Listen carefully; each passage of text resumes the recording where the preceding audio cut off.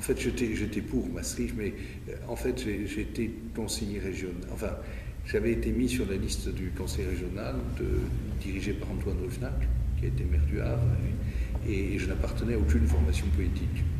Et Antoine Ruffnac m'avait dit, si vous êtes élu, j'espère que vous serez loyal. Et je n'ai pas été élu en 92, parce qu'on a eu que 13 sièges, et moi j'étais 16e.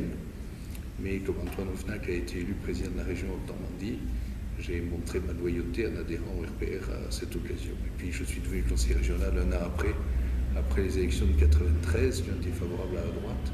3 conseillers régionaux sont devenus députés, et donc on a fait monter les suivantes listes. Voilà comment j'ai commencé ma vie publique hors de ma petite commune. Je suis maire depuis 83. Vous n'étiez pas du tout sensible au discours du RPR à l'époque sur l'Europe, qui a beaucoup changé aujourd'hui, Si, moi, à ce moment-là, le RPR était, Chirac était favorable au traité de Maastricht, mais il a été certainement plus intelligent que Fabius, qui lui a pris une posture en 2005 qui était finalement assez incompréhensible pour quelqu'un qui envisageait une carrière de chef d'État. Je crois qu'aujourd'hui, un chef d'État ne peut pas être contre l'Europe. Alors c'est vrai qu'aujourd'hui, on a un ministre des Affaires étrangères qui a voté non à Maastricht, non à la Constitution, pardon, non à la Constitution, le ministre des Affaires européennes aussi, Bernard Cazeneuve. Et le ministre du Budget n'a pas voté Maastricht. Et le ministre du Budget n'a pas voté Maastricht, voilà. Il n'y a que les imbéciles qui ne changent pas d'idée.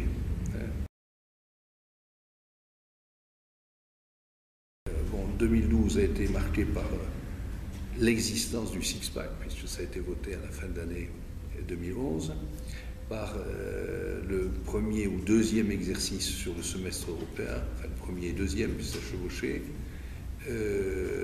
donc les recommandations de la Commission, les avis du Conseil, les décisions qui ont été prises. Je crois qu'il y a eu des progrès en matière de gouvernance économique, mais progrès difficiles à faire avancer parce que vous savez, le repli national des États est assez caractéristique aujourd'hui. L'esprit européen ne souffle pas particulièrement fort.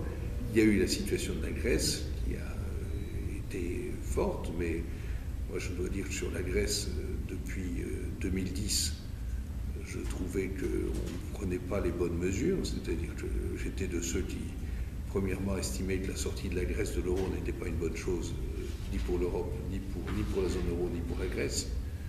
Les choses ont été établies, la Grèce restait dans la zone euro, elle n'a pas fait exploser la zone euro. Je suis de ceux qui pensent qu'il n'y a pas de crise de l'euro, il y a une crise de l'organisation de la zone euro, ce n'est pas la même chose. Une monnaie qui vaut aussi cher, dont on dit qu'elle vaut trop cher, ce n'est pas une monnaie en crise. En général, quand vous avez une monnaie en crise, elle ne vaut plus rien du tout. Bon, donc ça, c'est une erreur de perspective. Bon, les journalistes, ça fait plus simple de parler de la crise de l'euro que de la crise de l'organisation de la zone euro, c'est peu obscur.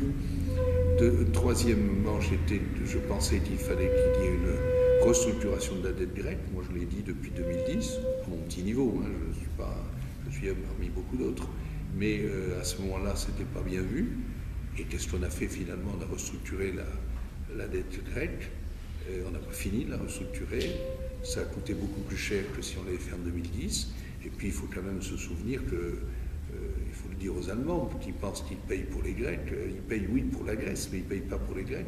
Parce que l'argent qui a servi à restructurer, qui a été versé à la Grèce, il n'est pas allé aux Grecs. Il est allé aux créanciers des Grecs. C'est-à-dire les banques qui avaient prêté à la Grèce, qui ont récupéré une partie de leur mise. Ce qui n'est pas illégitime, mais il ne faut pas se tromper dans une perspective. Ce n'est pas le peuple grec qui a bénéficié directement de l'argent pour améliorer sa situation. Alors, pendant cette année, il y a eu la discussion sur le two-pack, c'est-à-dire 2 règlements complémentaires au six-pack. Un de ces règlements est consacré aux mesures de prévention pour vis-à-vis des États qui sont en difficulté ou susceptibles de l'être. Le deuxième, c'est la méthode de rétablissement des équilibres budgétaires. Ces textes sont toujours en discussion et j'en suis bien triste. Le Conseil s'était mis d'accord en février 2011 en demandant que le Parlement aille vite. Nous sommes en février 2012 et avec un peu de chance, nous allons conclure le two-pack en en mars, on le voterait à la plénière de mars prochain. Pour l'instant, les discussions sur les textes eux-mêmes sont terminées, mais un certain nombre de groupes politiques, notamment les Verts, les socialistes, les libéraux, qui demandaient un certain nombre de choses qui n'étaient pas possibles dans le Tupac et qui de toute façon n'avaient pas d'accord des États membres, c'est-à-dire fonds de rédemption, eurobonds, etc., ont demandé que la Commission fasse une déclaration pour dire qu'elle allait mettre en chantier ce genre de choses. Il y a une première déclaration qui a été faite un projet de déclaration qui a été fait, qui a été jugé insuffisant par mes collègues des autres groupes. Pour nous, au PPE, nous ne demandons rien. Nous estimons que les textes tels qu'ils ont été négociés sont satisfaisants. Et un nouveau texte de la déclaration a été transmis récemment par le cabinet de M. Rennes aux groupes politiques. Et à ma connaissance, les groupes les plus intéressés par cette question ont fait savoir qu'ils étaient d'accord à quelques pouillèmes près, sauf que maintenant, il faut que M. Barroso donne son accord à la diffusion de cette déclaration, donc on n'est pas encore complètement sorti de l'auberge. Les négociations ont été longues, parce que sur le texte, l'autre thème, moi j'étais rapporteur du texte sur la prévention des États en difficulté ou susceptibles de l'être, ça a été négocié assez vite. Il faut dire que sur le plan politique, ce n'était pas le plus compliqué des deux. En revanche, l'autre, sur la résorption des déficits budgétaires, dont le rapporteur est une collègue socialiste, Mme Ferreira, a fait l'objet de beaucoup plus de discussions, parce que Mme Ferreira a voulu introduire dans le texte des choses qu'elle n'avait pas réussi à faire mettre dans le six-pack. La négociation a été laborieuse, moi ça m'a un peu agacé, et je l'ai dit quelques fois. Bon, je pense qu'il y a un moment où il faut d'abord savoir s'arrêter dans une négociation, et deuxièmement, passer une année sur un texte qui était urgent, à mes yeux, ça décrédibilise un peu le Parlement, ça explique pourquoi les chefs d'État et de gouvernement, quand ils peuvent se passer du Parlement, essaient de s'en passer, ce qui est une mauvaise chose. Le Parlement est élu par les citoyens, c'est le contrôle démocratique, mais je crois qu'il faut savoir faire la part des choses. Et en plus de ça, passer des heures et des heures, parce que ça a été le cas, et des jours entiers, à négocier sur des mots que personne ne relit ensuite, je trouve ça un peu... Vous savez, moi je suis pragmatique, je suis maire rural, j'aime bien les résultats. Ce qui compte, c'est le résultat. Donc le résultat, c'est un texte qui malheureusement... sera peut-être pas beaucoup relu, ou deux textes qui sont peut-être pas beaucoup relus, d'autant que les choses évoluent très vite aujourd'hui et que bien souvent les textes qui ont été élaborés sont dépassés par la réalité et qu'il faut faire face à des problèmes nouveaux, à des circonstances nouvelles, à des attitudes nouvelles, et donc il faut un peu de créativité. Moi je pense que ce qui est important, c'est d'avoir des bonnes bases, des guides, et puis à l'intérieur d'avoir une certaine souplesse pour réagir. C'est la même chose en matière de régulation financière. On fait des régulations très précises, mais la créativité des financiers est telle que rapidement, ils savent contourner les obstacles qu'on met sur leur route. Et donc, si on n'a pas prévu des dispositifs qui donnent, par exemple, aux régulateurs une marge d'appréciation, une possibilité d'adapter leur position, eh bien, la réglementation devient obsolète avant même qu'elle soit appliquée. Ça fait partie des questions concrètes de l'Europe. Celle-ci, plus celle de la cohérence des textes aussi, puisque les textes sont faits successivement, avec des rapporteurs différents s'agissant du Parlement, et donc des sensibilités qui peuvent être différentes, de sorte que dans des domaines proches, on peut avoir des règles qui ne sont pas similaires. Et ça crée l'insécurité juridique, la capacité d'interprétation par les uns et les autres, et ça enlève certainement un peu de vigueur à la réglementation dans un domaine compliqué.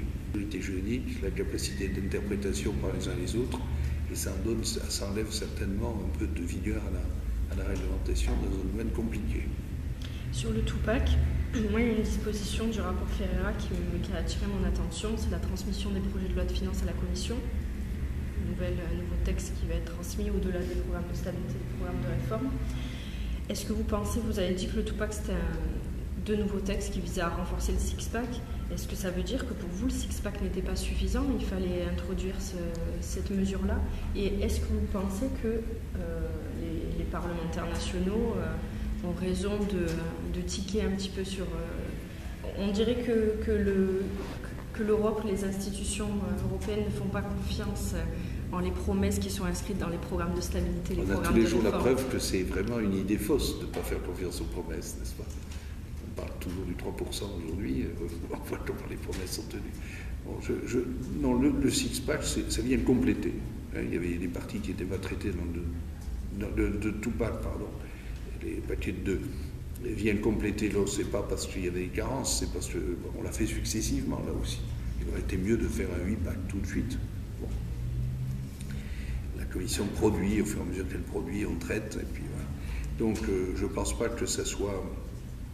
En tout cas, ce n'est pas une critique du six-pack, on a même veillé à ce qu'il y ait de la cohérence entre ce qu'on dit dans le two-pack, dans ces 2 textes, et ce qui est écrit dans le six-pack. Mais le six-pack, à certains égards, est déjà un peu dépassé par les atténuations qu'on apporte à certaines choses, notamment au problème des 3%. Sur les parlements nationaux, moi je comprends que les parlements nationaux s'inquiètent. Ils le font à tort, mais on présente tellement peu les questions européennes alors on a des réunions périodiques, on en a eu il y a une quinzaine de jours avec les représentants des parlements nationaux. D'abord, on se gargarise de ces réunions, Parlement européen, Parlement nationaux, mais qu'est-ce qui vient? 2 ou 3 personnes qui ne sont pas forcément représentatives de leur commission, c'est les gens qui s'y intéressent, donc ils ont des qualités, des valeurs. Mais ce n'est pas toujours les mêmes qui viennent. Donc chaque fois on repart un peu à zéro, comme quand on se retrouve pour de la dynamique de groupe, on commence à se présenter chacun, et puis après quand on s'est présenté on dit il va falloir étudier, mais la séance est terminée. Et donc la fois suivante, si c'est des nouveaux qui viennent, ils se présentent, et alors c'est en France c'est comme ça, en Finlande c'est comme ça. Si vous voulez, ce stade-là est nécessaire, de meilleure connaissance de ce qui se passe, mais il faut aller un peu plus loin après. Et on n'a pas suffisamment de temps pour expliquer, ou peut-être pas assez de persuasion, pour expliquer aux parlements nationaux, aux parlementaires nationaux que les parlementaires européens n'ont pas du tout l'intention de piquer les pouvoirs des nationaux. C'est deux niveaux différents. Le Parlement européen, il est là pour faire le contrôle démocratique pour les décisions qui sont prises au niveau européen, et les parlements nationaux pour les décisions qui sont prises au niveau national. Simplement, il faut qu'il y ait de l'information qui circule. Et donc, dans le cadre de ce qu'on appelle le semestre européen, c'était cette période préparatoire où il y a une concertation entre les États et la Commission, sous le contrôle du Parlement, un contrôle léger, mais le contrôle du Parlement, c'est normal qu'ils transmettent des informations. Alors après, la difficulté à la fois juridique et politique, c'est comment maintenir la souveraineté des parlements nationaux sur le vote du budget et la prise en compte des recommandations qui sont validées par le Conseil. C'est pour ça que nous, au Parlement, quand j'étais rapporteur, la fois dernière, j'étais rapporteur sur le semestre. Dans mon rapport, je demandais un rapport qui avait été très consensuel, celui-là, pas comme celui de cette fois-ci. Moi, j'avais essayé de faire l'union et j'avais réussi. On demandait d'abord que les recommandations de la Commission soient plus précises et plus détaillées, de manière à pouvoir l'évaluer, évaluer les résultats un an après, et éventuellement modifier les trajectoires si on s'aperçoit que les recommandations n'aboutissaient pas ou n'avaient pas été réalisées ou n'aboutissaient pas aux résultats atteints. Ça, c'est la première chose. La deuxième chose, c'est que nous, Parlement européen, en tout cas pour le semestre, on s'est refusé à entrer dans l'examen des recommandations nationales. Ces recommandations nationales, ce n'est pas à nous d'en apprécier la pertinence. Nous devons veiller à ce qu'elles soient précises, qu'elles soient évaluables, mais c'est aux parlements nationaux d'avoir le débat sur donc on ne pique pas les compétences des parlements nationaux, mais évidemment cette nécessaire collaboration implique qu'on se connaisse mieux, qu'on travaille plus ensemble, qu'on mette éventuellement sur pied cette conférence qui est prévue, l'interparlementaire, voilà, sans aller jusqu'à créer une espèce de chambre supplémentaire avec des députés d'un endroit et de l'autre. Tout ça, c'est des superstructures qui sont pas très efficaces. En définitive, vous savez, les décisions sont prises par quelques-uns. Donc, on fait du remue-ménage, on parle, on fait. Mais comme la presse ne relaie pas ce qui se passe, déjà, un des avantages de ce qui pourrait être un avantage de ces débats n'existe pas, c'est-à-dire le relais par la presse et par les médias qui fait que nos concitoyens sont manifestement sous-informés en matière d'Europe. Ce qui permet d'ailleurs de dire n'importe quoi, sans faire de polémique. Regardez, M. Hollande explique que la taxe sur les transactions financières, c'est grâce à lui qu'elle est en Europe. Nous, au Parlement européen, on l'a voté depuis 1 an et demi, y compris les groupes de droite. Le principal groupe de droite. Mais comme on n'informe pas les citoyens, notamment français, sur ce qui se passe, on peut leur faire croire que l'Europe tout d'un coup se débloque parce qu'un président nouveau arrive. Ce qu'on observe le plus, c'est le désintérêt des parlementaires nationaux, la plupart pour les questions européennes. Du coup, vous êtes à 100 mètres de l'Assemblée nationale. Est-ce que ça arrive souvent qu'il y ait des députés que vous ne connaissez pas qui viennent taper à votre porte pour avoir des informations sur ce qui se passe? Il faut demander à nos collaborateurs qui sont là, mais je pense que non. On a quelquefois des réunions communes, commissions des européennes de l'Assemblée nationale et du Sénat. Il y avait une mercredi, moi je n'ai pas pu y aller, et les parlementaires européens sont invités. Mais en général, on ne peut pas y aller cette semaine. Pour moi, c'était exceptionnel. Mais en général, nous sommes en session. Enfin, nous travaillons à Bruxelles, nous sommes en réunion, en commission ou autre, et on ne peut pas quitter le travail là-bas pour venir écouter. Donc, il n'y a pas beaucoup de communication. Il y a des débuts de communication, mais c'est assez étanche, il faut bien le dire. Alors, il y a quelques parlementaires, députés ou sénateurs, qui s'intéressent véritablement à l'Europe, qui s'informent, qui travaillent là-dessus. Bon, ceux qui sont membres des commissions Europe des deux assemblées sont plus particulièrement sensibles, mais moi j'ai le sentiment, ça fait 9 ans que je suis au Parlement européen, j'ai le sentiment qu'il n'y a pas une vraie collaboration, c'est-à-dire qu'on ne se réunit pas autour pour voir comment on examine les projets. Prenez aujourd'hui, et les gouvernements font ce qu'il faut pour que ça ne marche pas. Regardez actuellement, la France commence l'étude d'une loi bancaire qui va réguler des choses qui soit sont déjà régulées au niveau européen, soit qui vont l'être. Alors quand j'ai demandé aux collaborateurs du ministre de l'économie pourquoi il faisait ça, ils me disaient bon, on va le faire. Et je dis mais quand la réglementation européenne va sortir dans 6 mois, dans 8 mois, qu'est-ce que vous allez faire? On changera la loi. C'est pas une bonne façon de procéder parce qu'on crée, moi je suis juriste de formation et de métier, on crée ce qu'on appelle l'insécurité juridique. Quand vous ne savez pas à quelle sauce vous allez être mangé dans 6 mois, vous ne faites rien. Et donc c'est un élément qui favorise l'immobilisme ou la non-application des textes.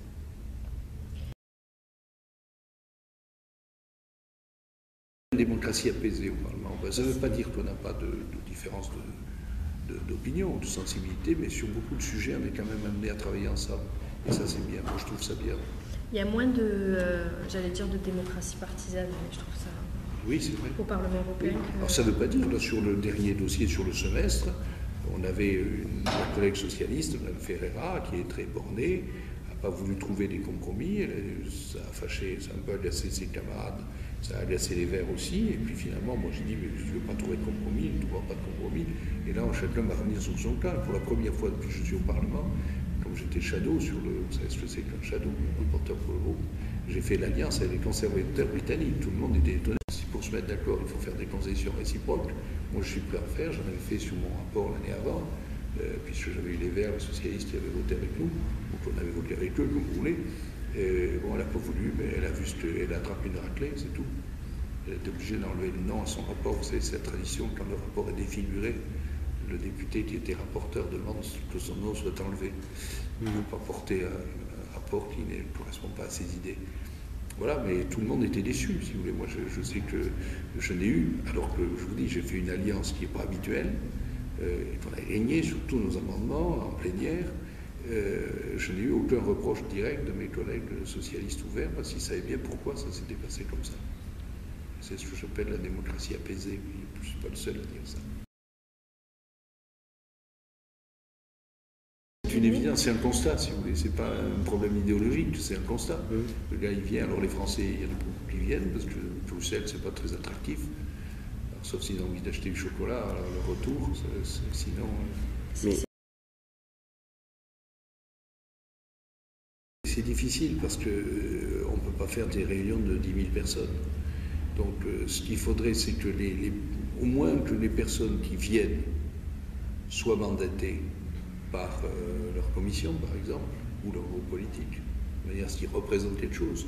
Et quand ils parlent, on puisse dire il exprime un point de vue qui n'est pas seulement le sien. Le sien est intéressant, mais c'est plus intéressant si vous savez. Ça, c'est le premier aspect. Deuxièmement, c'est qu'il faudrait qu'il y ait une progression dans ces réunions. C'est-à-dire que bon, c'est pour ça qu'il faudrait que ce soit les mêmes qui reviennent. Que la première fois, on fait tiens, comment ça se passe chez toi? Bon, les Finlandais disent par exemple, nous, on a une perspective à 7 ans. Donc, votre truc à 1 an, ça ne marche pas. Ben, il faut trouver une solution. Et qu'une fois qu'on a fait l'inventaire des différences, des particularismes, on puisse ensuite aborder des thèmes, une thématique pour savoir qu'est-ce qu'on fait, quelle politique, le débat politique de croissance, austérité, il mérite de la réflexion, c'est pas à l'emporte-pièce en disant aujourd'hui il y a des gens qui disent tout ce qu'on voit aujourd'hui c'est à cause de l'austérité. Malheureusement ça existait avant les mesures d'austérité, c'est parce qu'il y avait des difficultés qu'on a fait des mesures qu'on appelle d'austérité. Nous on appelle stabilisation financière, c'est moins méchant. Mais il y a certainement à trouver des équilibres et à trouver aussi des situations, tenir compte des situations respectives des États, de manière à ce qu'on ne fasse pas tous la même chose au même moment. Parce que ça aussi c'est mauvais sur le plan économique. Si tout le monde fait la même politique au même moment, ça fait des effets d'amplification. Vous savez, c'est comme l'histoire du pont d'Angers. Vous avez peut-être appris ça en physique, la résonance. Vous savez que les militaires, quand ils traversent un pont, doivent rompre le pas. Il ne faut pas faire la cadence. Pourquoi? Parce qu'un jour, il y avait un régiment qui traversait le pont d'Angers, ils étaient tous au pas très bien, et ça a fait de la résonance, qui s'amplifiait progressivement, et le fond se déroule. Donc il faut rompre le pas pour pas que les ondulations se fassent dans le même, pour qu'elles soient contradictoires en quelque sorte. Et je crois que des thèmes qui peuvent être abordés dans ces réunions interparlementaires, c'est aussi comment on peut, en tenant compte des situations nationales, mieux fonctionner. Alors vous avez... Sur le budget, moi je ne suis pas satisfait du budget, parce qu'on fait une erreur de raisonnement majeure, y compris le gouvernement français, parce que le gouvernement actuel était un peu moins pour les coupes que le gouvernement précédent, mais il était aussi pour des coupes, il ne faut pas se leurrer, il y a le double langage, on dit le budget n'est pas bon, mais c'est pour les coupes. Je pense qu'il y a une erreur de raisonnement qui relève de l'intox, c'est de dire les budgets nationaux, on se serre la ceinture, il n'y a pas de raison que le budget européen se goinfre en ayant des augmentations ou en n'ayant pas de réduction. Alors ça, c'est un raisonnement qui est complètement stupide et faux, parce que le budget européen n'est pas de même nature que les budgets nationaux. Je ne parle pas des ressources, il n'y en a pas de... Vous le savez, ce sont les cotisations des États membres, mais si vous prenez le budget européen, il est à 94% un budget d'intervention, comme autrefois les budgets des régions, avant qu'il n'y ait de gros transferts de compétences. Et les frais de fonctionnement du budget européen, c'est 6%. Quelle est la collectivité ou l'État qui a seulement 6% de frais de fonctionnement? Moi, je ne connais pas. Et donc, quand on dit on baisse le budget européen, en réalité, ce qu'on diminue, ce sont les investissements, les politiques d'avenir. Et je crois qu'il y a une contradiction à dire il faut qu'à côté de la civilisation financière, il faut donner un espoir à la croissance et en même temps trancher dans ce qui peut constituer un élément de croissance par les financement des investissements et autres. Donc moi, ce budget-là, s'il n'est pas modifié entre-temps, je voterai contre, quelles que soient les consignes. Alors, moi, je serais très déçu que le Parlement vote pour, sans s'il n'y a pas de modification. Après, ce qu'ont dit les chefs de groupe, parce que M. Hollande est venu, surtout les chefs de groupe, socialistes, libéraux, PPE, dit que jamais il ne se contenterait de budget qui serait pas bon. Et donc là, on a l'exemple même du budget pas bon, puisqu'il régresse. Pour la première fois, il régresse. Donc j'espère qu'on sera cohérent au Parlement, parce que si on se couche, je dis globalement, moi j'ai décidé que je votais contre. Sauf si le budget était changé, mais je ne vois pas comment il serait changé. Donc je crois qu'on fait une mauvaise chose, et d'autant que si on vote contre, ça sera chaque année le budget, ça sera le budget 2013 qui sera conduit, qui n'est pas si mal que ça. Donc ça, c'est une erreur de défendre cette idée de similitude ou de symétrie entre le budget national et le budget européen. Bon, ça c'est un point. Je pense que ce budget n'est pas bon. Ajoutez à ça qu'on cristallise l'opinion publique sur des détails. Alors je ne parle pas du fond, mais vous avez ce programme d'aide aux plus démunis qui fait mal fou à l'Europe. parce qu'on explique aux gens que l'Europe abandonne ses pauvres et qu'elle finance les banques. Et ça, c'est dramatique. En plus, tout ça est une absence de présentation. Enfin, vous qui suivez ça, vous devez le savoir. D'abord, l'aide aux plus démunis, ça représente actuellement... Alors, il y a les péripéties, les aides alimentaires qui ont cessé parce qu'on n'a pas de surplus, l'argent qui a été, la Cour européenne qui a annulé parce que les Allemands disaient qu'on ne peut pas payer 2 fois. Et l'aide aux plus démunis, c'est 1 euro par Européen par an. 1 euro. Alors, bon. Deuxièmement, c'est stupide pour la France, par exemple, de dire qu'il faut le faire payer par l'Europe. On pourrait s'occuper nous-mêmes de nos pauvres. C'est stupide parce qu'on est contributeur net, sauf pour l'agriculture. Ça signifie que quand on récupère de l'argent pour nos pauvres, on le paie plus cher que si on le payait directement. Donc, à tous égards, c'est stupide. Mais c'est cette idée que quand il y a besoin de quelque chose, on dit c'est l'Europe. Il y a quelque temps, on demandait à M. Sapin comment il allait régler le problème du chômage. Il dit avec l'Europe. Là, hier soir, j'étais en Normandie, sur la ligne qui était envisagée de quand quand la Défense, ligne à grande vitesse. Monsieur Duron, le maire de Caen, quand on lui dit comment il n'y a pas d'argent en France, mais comment on va le financer avec l'Europe. L'Europe, où elle trouve l'argent, la plus belle fille du monde peut donner que ce qu'elle a. Donc l'argent de l'Europe, c'est l'argent qu'on lui donne. C'est pas de l'argent qui naît comme ça, tant qu'on n'aura pas des ressources propres, comme la taxe de transaction financière ou autre, affectée à l'Europe. On va la créer, on la crée, mais après il faut savoir ce qu'on va en faire du produit. Tant qu'on n'aura pas des ressources propres, l'argent de l'Europe, c'est l'argent des États. Donc c'est une espèce de vase communicant. La deuxième question, c'était sur la démocratie allemande. Sur l'Allemagne. Alors, le problème de l'Allemagne, c'est que effectivement aujourd'hui, nos amis allemands, et moi c'est des vrais amis, les Allemands, je suis très proche d'eux, ils sont très rigides. Ils sont très rigides parce qu'ils ont l'impression qu'ils payent sans arrêt. Ils ont payé après la guerre, ils ont payé pour la réunification, ils payent pour la Grèce, etc. Donc ils ont dans l'opinion publique allemande, même chez les jeunes. Cet été, j'ai participé à une réunion où il y avait des jeunes allemands, des jeunes polonais, des jeunes français. Les jeunes allemands qui avaient 16 ou 17 ans, ils avaient exactement la mentalité des vieux allemands. Il y en a marre de payer pour tous les autres. Bon, ils se dorent au soleil, ils ne travaillent pas, etc. Donc il y a cet aspect-là dans l'opinion publique qui est assez fort. Ensuite, il y a des élections en septembre, donc ça crispe un peu les positions. Mais il ne faut pas oublier que l'Allemagne est un vrai régime parlementaire. Et que Mme Merkel, elle ne peut pas faire comme le président de la République française qui prend les décisions qu'il veut, et puis le cas échéant, il fait un communiqué pour que les parlementaires soient au courant. En Allemagne, on a une constitution très sévère, très stricte, qui vise à limiter le pouvoir exécutif. Cette constitution, c'est les Alliés qui l'ont voulu en 1949 pour éviter qu'on puisse refaire le phénomène Hitler. Donc Mme Merkel est obligée, chaque fois qu'elle fait quelque chose, ou qu'elle va faire quelque chose, de demander la validation du Parlement. Donc ça entraîne une rigidité très forte, et quand vous ajoutez la Cour constitutionnelle de Strasbourg, de Karlsruhe, qui aussi vérifie la conformité des engagements internationaux et de la Constitution, ça crée une rigidité que nous, en France, on ne comprend pas parce qu'on n'a pas un vrai régime parlementaire. Nous, on a un régime de monarchie républicaine qui fait que le président fait ce qu'il veut et à la fin, il dit aux autres, voilà, c'est ça, et comme il a une majorité absolue à l'Assemblée, personne n'embête. Vous trouvez ça normal ? Le mode de fonctionnement français, parce que malgré tout, même si le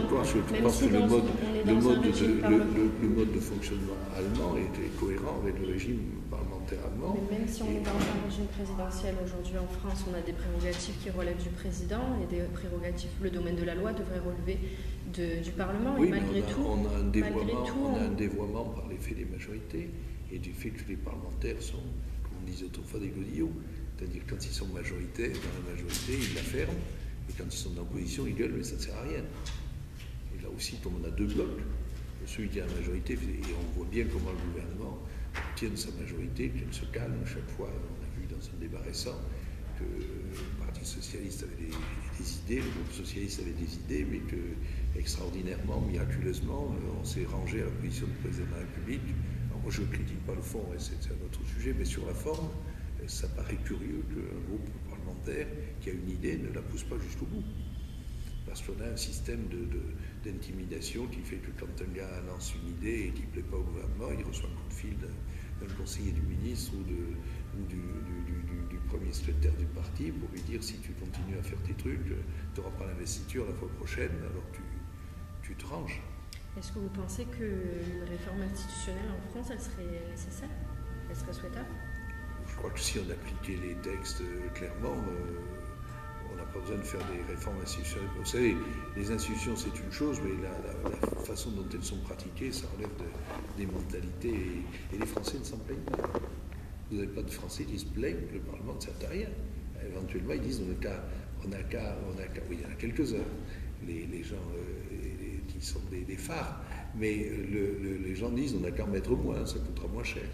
On ne dit pas il faut qu'ils soient plus efficaces, on dit on en fait moins, comme ça coûtera moins cher. Non, mais alors, nous, ce qui est étrange, mais après, c'est le régime français, vous avez raison. Enfin, même si avec Magali, on n'est pas d'accord, parce qu'elle nous dit, selon les modes de scrutin, ça peut changer, non, etc. Je dis, c'est pas tant les institutions et la Constitution telle qu'elle est écrite, c'est la pratique du pouvoir. Parce que typiquement, moi, c'est avec Magali que j'ai appris ça, parce que je ne suis pas juriste de formation, mais... Tout s'apprend. Tout s'apprend, exactement. Donc moi, j'apprends ça en ce moment. C'est l'article 34, je crois, de la Constitution. Oui, c'est la répartition entre les domaines de la loi et le domaine du règlement. Or, sur les 34 et 37. Il y a un gros problème, c'est que les règlements européens et les directives européennes sont gérés par l'exécutif. Alors qu'elles pointent des domaines qui font partie justement des domaines... Attendez, non, chef. Quand vous avez des règles européennes, soit directives, soit règlements, bon, en ce qui concerne les règlements européens, vous savez que la caractéristique du règlement, sur le plan juridique, c'est la même chose du point de vue de la valeur contraignante, mais le règlement, il s'applique tout de suite dans tous les pays sans transposition. Donc là, c'est la maîtrise du Parlement et du Conseil européen, puisque c'est en codécision pour 98% des thèmes. S'agissant des directives, lorsqu'il s'agit de les transposer, on fait la différence suivant qu'on est dans le domaine de la loi ou le domaine du règlement. Il y a certaines transpositions qui se font par l'Assemblée nationale et le Sénat, quand c'est dans l'article 34, et d'autres directives qui sont transposées, article 37, par des règlements. Donc ça, la répartition est gardée. Malgré tout, la directive, elle a été prise. Vous avez dit qu'elle a la même force exécutoire qu'un règlement. Et du coup, le Parlement français est obligé de la transposer. Souvent, d'ailleurs, transposée par voie d'ordonnance. Donc, oui, le paquet télécom, voilà. Par exemple. Mais malgré tout, le Parlement français, même si cette directive relève du domaine de la loi, il est obligé de la transposer. Il n'a pas eu son mot à dire sur le contenu de la directive. Et non, parce que c'est une compétence européenne. C'est ça qui est bizarre. Ah ben non, mais ça, on a... Alors que ce problème-là ne se pose pas en Allemagne. Du coup, on a eu des... Pourquoi il ne se pose pas? Attends, je crois qu'il y a une incompréhension. Non, mais je veux juste terminer sur ça. Oui, du coup, en déléguant un certain nombre de compétences, c'est comme Séguin qui disait en 92, lorsqu'il a fait son discours là, le traité de Maastricht, c'est un blanc-seing donné à l'exécutif pour aller négocier. C'est pas vrai, parce que le système, l'Europe, elle a des compétences qui ont été déléguées par les États membres, c'est-à-dire des États qui ont accepté de déléguer une partie de leur... Et ça, c'est encadré par le traité. C'est totalement encadré par le traité. Et l'Europe ne peut pas, dans les domaines où on a délégué les compétences à l'Europe, le Parlement français ne peut pas se plaindre. Simplement, le traité de Lisbonne a introduit une possibilité maintenant pour les parlements nationaux, à condition qu'ils soient 8 au moins, je crois que c'est ça, c'est 8, ils peuvent, quand la Commission fait une proposition, faire valoir que cette proposition n'entre pas dans la compétence européenne. C'est juste sur le principe de subsidiarité. Par contre, sur le fond, il ne se prononce jamais. Non, sur la subsidiarité, c'est autre chose. Subsidiarité, c'est le fait de traiter au bon niveau les problèmes pour que ça soit efficace. Ça veut dire que même des compétences européennes transférées à l'Europe peuvent être traitées au niveau régional ou national si c'est plus efficace.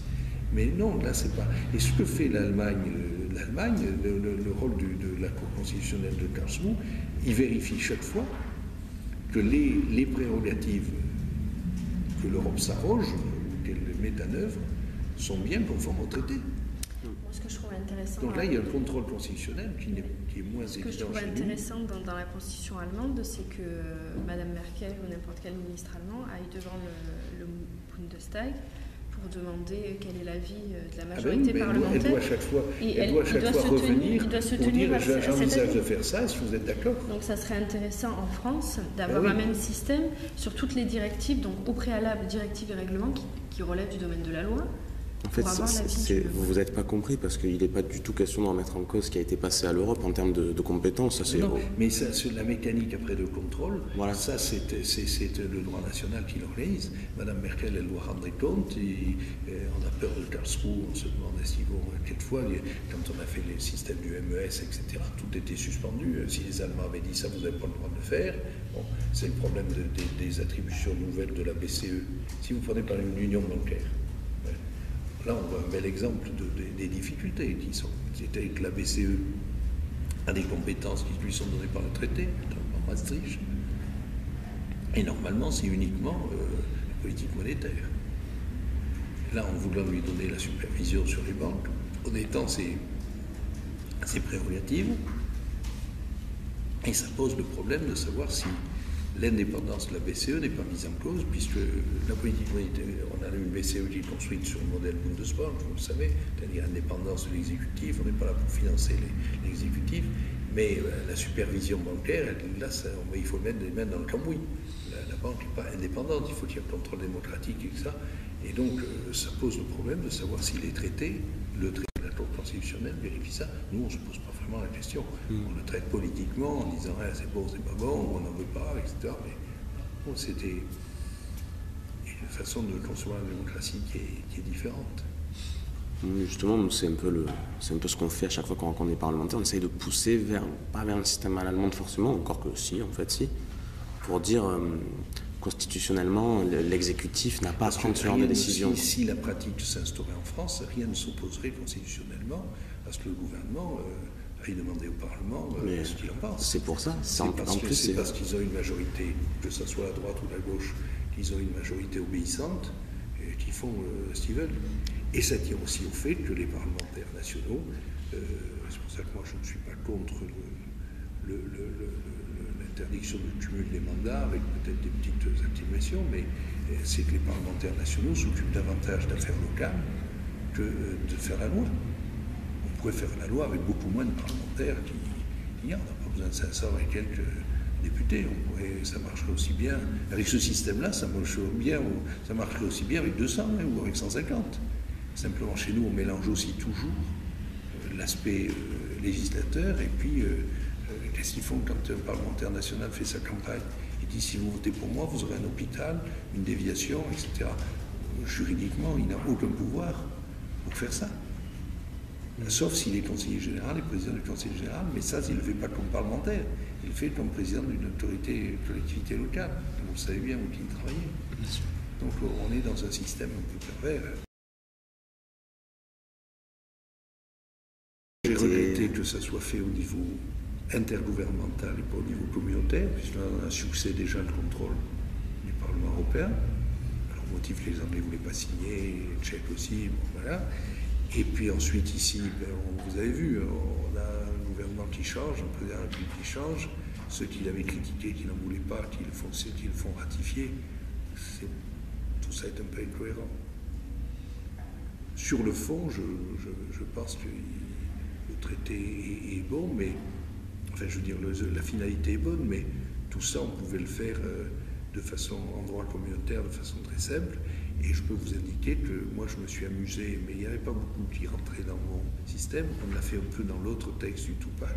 On s'est amusé à intégrer dans les textes du Tupac tout ce qu'on a pu mettre du traité officiel. Et on s'aperçoit qu'il ne reste plus rien après.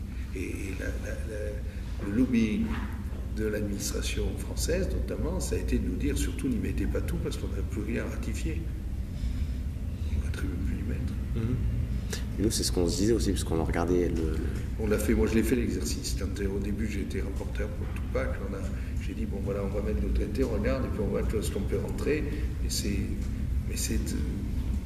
fait partie de ces trucs un peu incohérents qui rendent aussi l'Europe incompréhensible. Parce que si vous regardez le traité, vous avez un traité qui n'est pas européen, qui n'est pas communautaire, dans lequel on fait référence aux institutions communautaires. On donne des pouvoirs à la Commission alors qu'elle n'est pas dans le système. C'est de l'incohérence juridique totale. D'ailleurs, il y a le groupe GUE qui avait fait appel à un juriste allemand et qui avait dit que le traité de ce point de vue-là était illégal parce que comme il faisait référence à des institutions communautaires, il aurait dû recevoir l'aval de ces mêmes institutions pour oui, entrer mais en application. c'est du bricolage. C'est du bricolage. Alors après, on s'étonne que l'Europe ne soit pas comprise, que ça paraisse curieux, que ce soit une usine à gaz, etc. Les chefs d'État et de gouvernement, ils contribuent mais du coup, largement. moi aussi, je m'étais amusée à faire l'exercice six-pack, two-pack versus TSCG pour voir, je me disais finalement il n'y a pas grand-chose de nouveau, mais du coup j'en étais venue à la conclusion que finalement... Il y a eu le 0,50 oui, qui n'était pas dans... C'est ça. Ce qui pêchait dans le six-pack et le two-pack, c'est le fait que ça ne passe pas par les parlementaires nationaux et que du coup peut-être ils n'avaient pas conscience de ces règles. Il fallait peut-être une prise de conscience politique, ce qui a permis le pacte digital. Si chacun... vous savez, chacun s'occupe de ses activités, les vaches sont bien gardées. Hein. Les députés européens, on passe pour des sous-hommes ou sous-femmes. Hein. Alors on nous dit vous êtes élus sur des listes, mais il y en a d'autres qui sont élus sur des listes. Dans les régions, ils sont élus sur des listes. Dans les mairies, ils sont élus sur des listes. Bon. Ensuite, vous êtes déconnecté du terrain, c'est pas vrai. Moi, je suis maire rural depuis 30 ans. Les concitoyens, je les vois aussi souvent que les députés nationaux. Et puis, on ne fait pas le même boulot. Alors on dit vous faites pas du... Moi, je ne fais pas de permanence. Enfin, j'ai une permanence dans ma mairie. Pourquoi? Parce qu'un député européen n'a strictement rien à apporter aux citoyens individuels.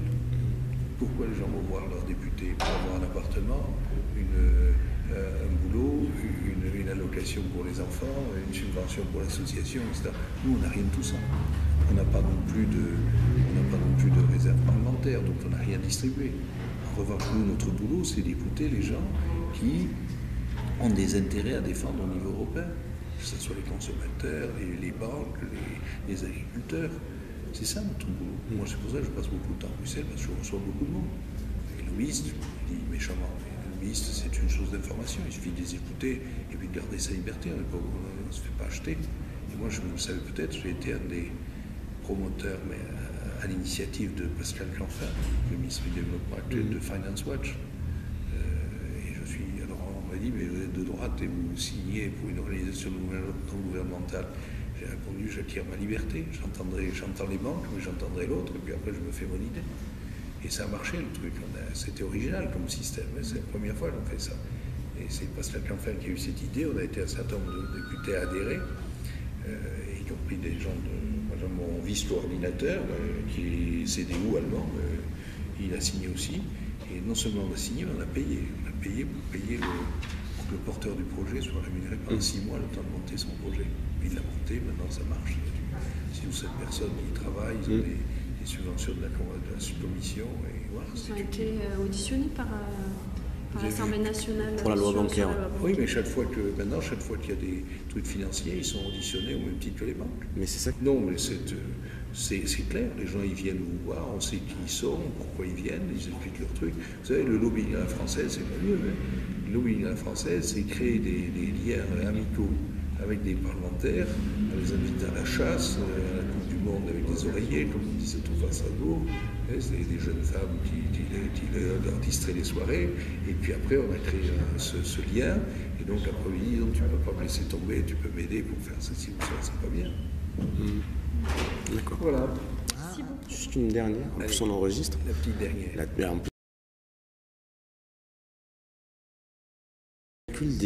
Sur le calcul du solde structurel, oui, c'était technique, oui.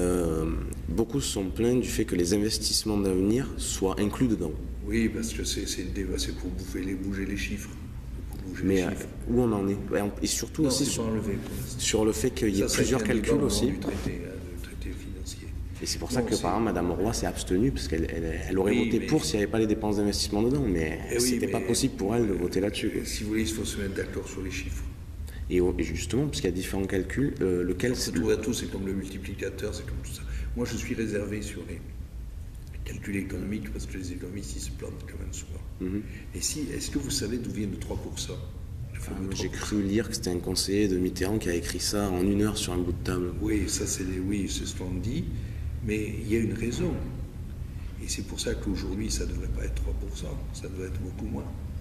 C'est au moment où les chiffres ont été faits pour Maastricht, pour l'euro, on a pris la croissance moyenne à l'époque, qui était de l'ordre de 3%, en disant, à partir du moment où le déficit n'est pas supérieur à la croissance moyenne, on se rattrape chaque année. C'est comme si vous empruntez, aujourd'hui vous avez un salaire qui est temps, mais vous pensez que vous aurez une progression, donc vous allez prendre un prêt avec des mensualités qui vont augmenter au fur et à mesure que votre carrière avance, en espérant qu'elle ne sera pas interrompue ou qu'on vous paiera. Et donc vous dites, je peux payer plus cher dans 5 ans, parce que dans 5 ans, je gagnerai plus. Et les 3%, c'est ça. C'était la croissance moyenne à l'époque, où les chiffres ont été arrêtés pour l'équilibre. Sauf qu'aujourd'hui, la croissance moyenne, c'est plus 3%. Et si aujourd'hui on refaisait la règle, ça serait peut-être 0,80 ou 0,70. Donc c'est pour ça que c'est inatteignable aujourd'hui. Et que c'est difficile à atteindre et que c'est vraiment farfelu d'aller dire on ne peut pas l'atteindre sans faire des... Comme il n'y a pas la croissance, il faut qu'il y ait une restriction de dépenses. Et comme les restrictions de dépenses à faire pour arriver à faire ça, c'est parce que quand on vous dit, actuellement les gens de droite disent la dernière de 2011, on avait réduit encore à 4 et quelques pourcents le déficit, mais la croissance était de 1,70. Quand vous n'avez pas de croissance, vous n'avez pas de marge. Voilà. Merci. Merci beaucoup.